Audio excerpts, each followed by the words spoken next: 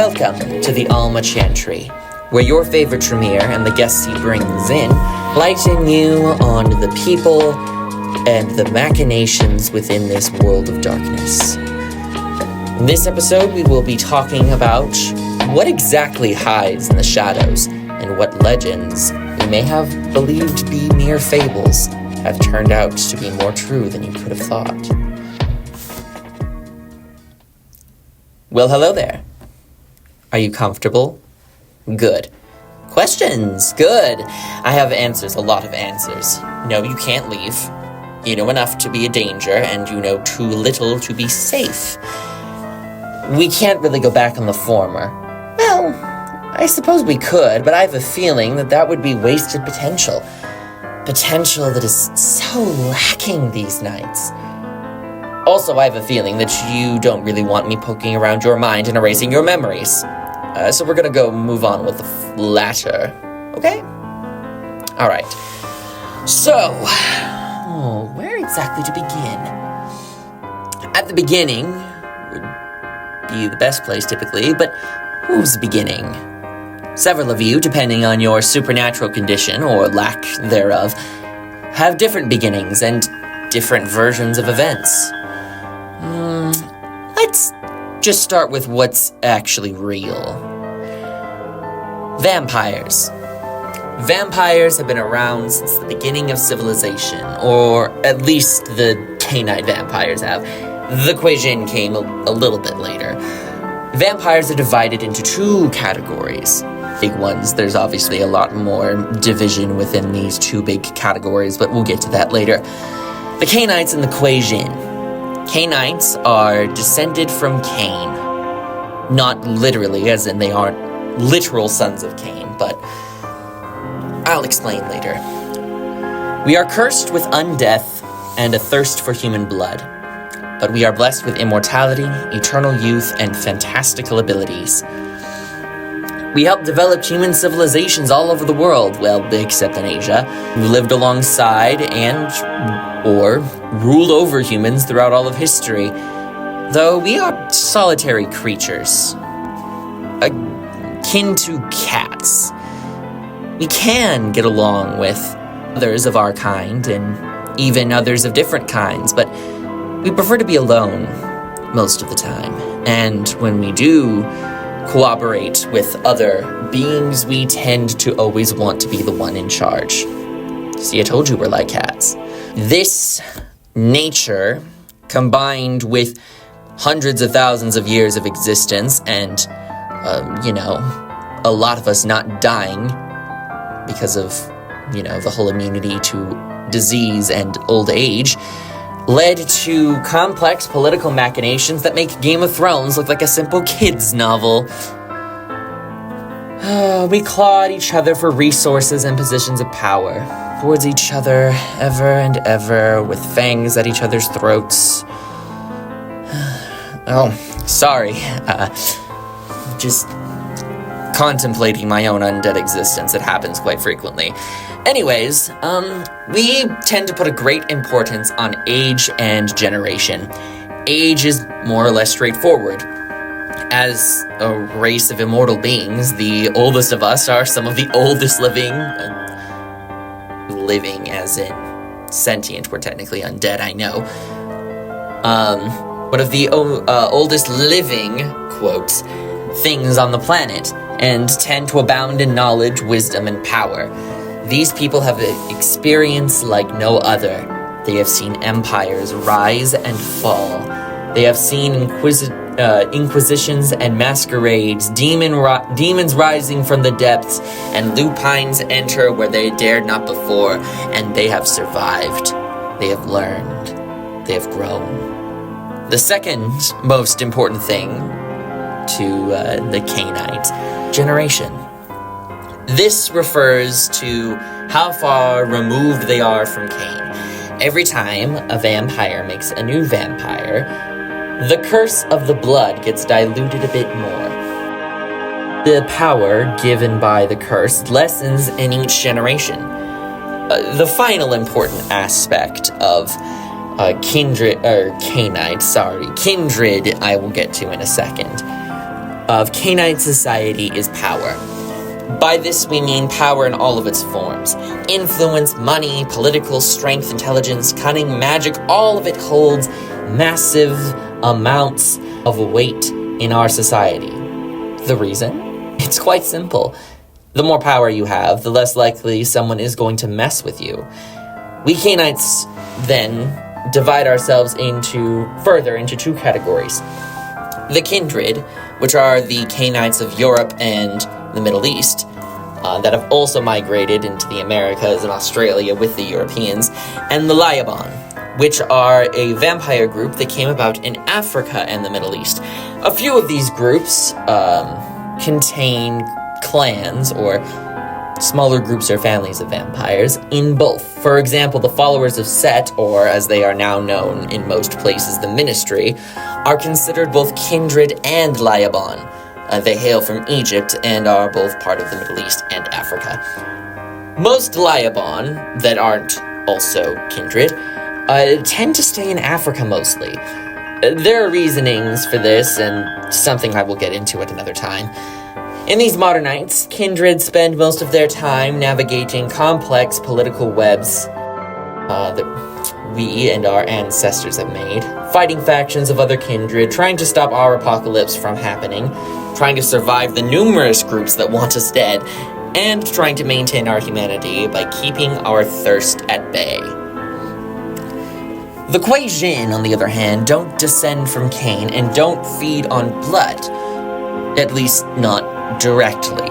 They feed on chi, as in the life force and energy around everywhere, I think? Not entirely familiar with it. It's not a form of magic I can harness of any sort, at least not yet.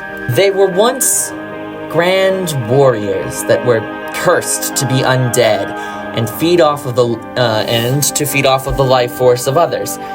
They tend to mostly get it from blood, but I know of some older Kuei-jin that have evolved to get their chi through the breath of people or their energy reserves. The term energy vampire comes into play here. Some very powerful Kuei-jin are actually able to drink another being's soul. Bit creepy. But they tend to be in Asia, but have expanded in other areas, like the U.S. West Coast. A Kuei-jin I know will go more in depth about herself and her people later. Werewolves also exist, and might be as old as us. As a people, that is. Werewolves, we call them lupines, but they call themselves the Garu, so I will be referring to them as that from now on. They are said to serve the spirit that embodies the earth, called Gaia, as in the Greek goddess of the earth. Granted, some, maybe even all werewolf groups practically worship her or believe that she actually is a goddess. They protect nature as society and pollution encroaches more and more and on Gaia's and the wild's domains. The wild being pure chaos and creation. They deal with the spirits of objects and some abstract concepts, and do their best to help the spirit world, or the Umbra, as well as the physical world. From my understanding and research, there used to be many more were creatures that had a role given to them by their creator spirit, usually Gaia or the wild that I mentioned earlier, but there's at least one made by the Weaver. A Garu that is a part of my order. Shocking, I know. A vampire and a werewolf working together. We'll get to that.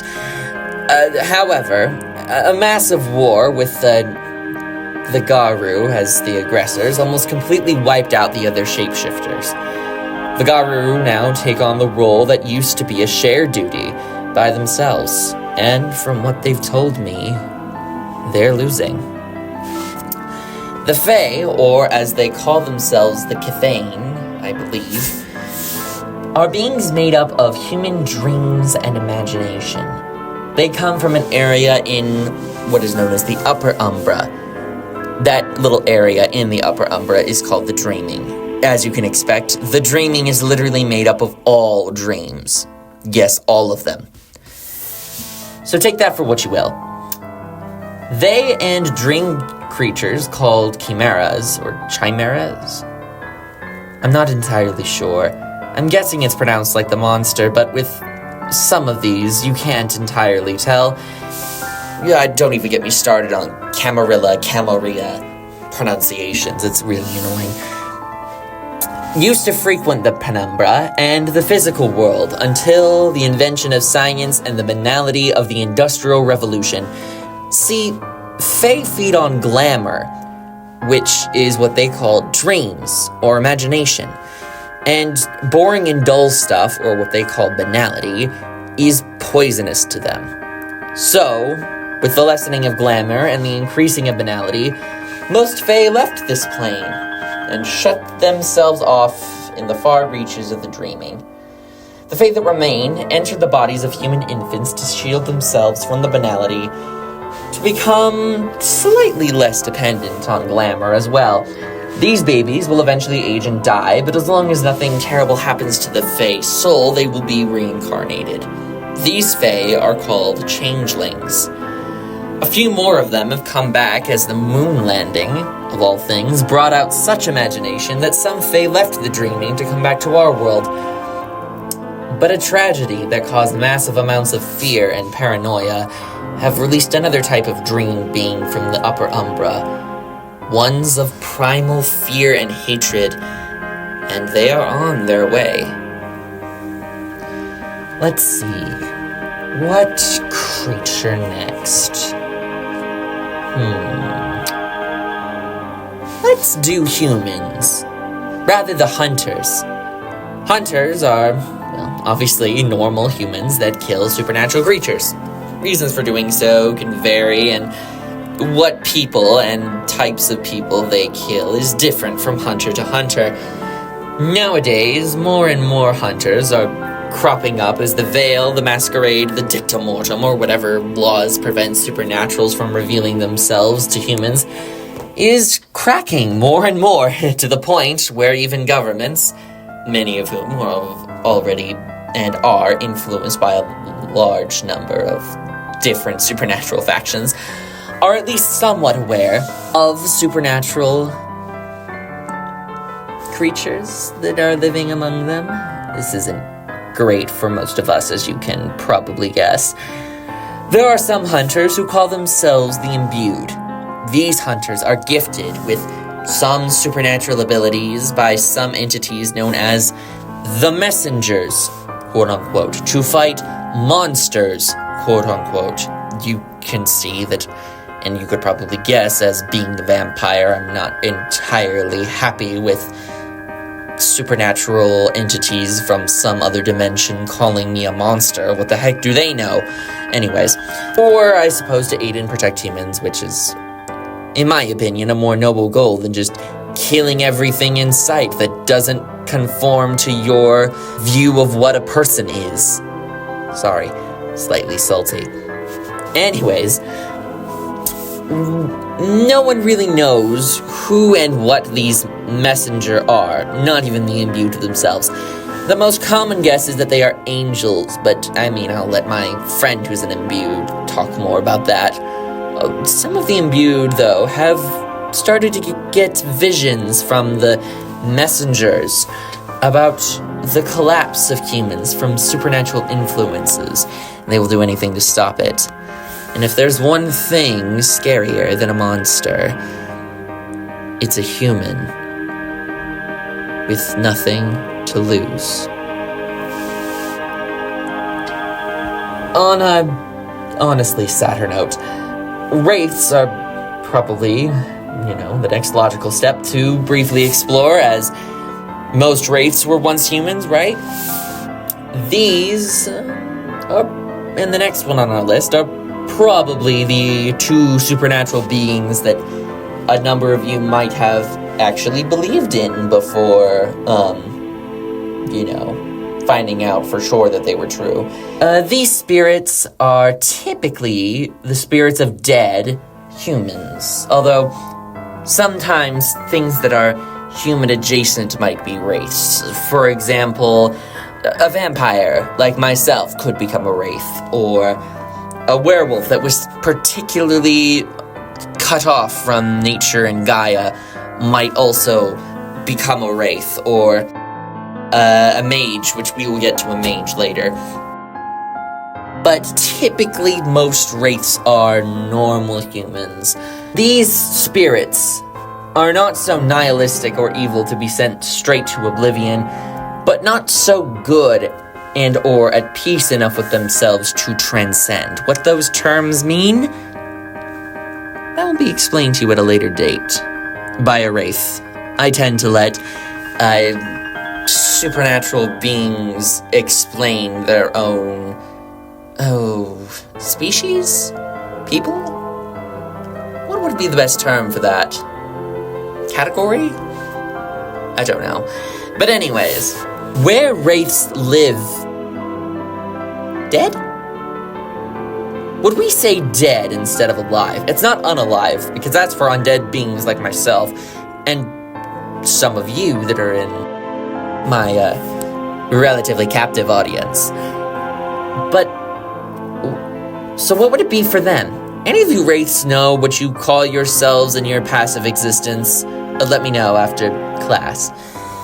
Anyways, they exist in the underworld, or part of the dark or deep umbra, whichever you prefer to call it, in a land known as the Shadowlands. They can also be in the penumbra, which is kind of like Earth's spiritual shadow, where a lot of the Garu's spiritual allies and enemies live. Wraiths tend to go to one of the dark kingdoms based upon where they lived, their ancestry, their culture, and where they died. These kingdoms have been ravaged by great maelstorms over the centuries, the latest of which has caused the destruction and damage of the Dark Kingdoms and allowed the next creature to recently escape from their formerly eternal prison. Demons. Fallen Elohim. Angels that rebelled against God so that humanity would have the knowledge that was supposed to prevent them from falling into darkness we now reside. Their rebellion failed, and the things that they did to try and save us only helped damn us. All of them but Lucifer himself, yes, the devil, were cast into the abyss, the real hell, a void of nothingness, tied to or a part of oblivion, the one I talked about previously.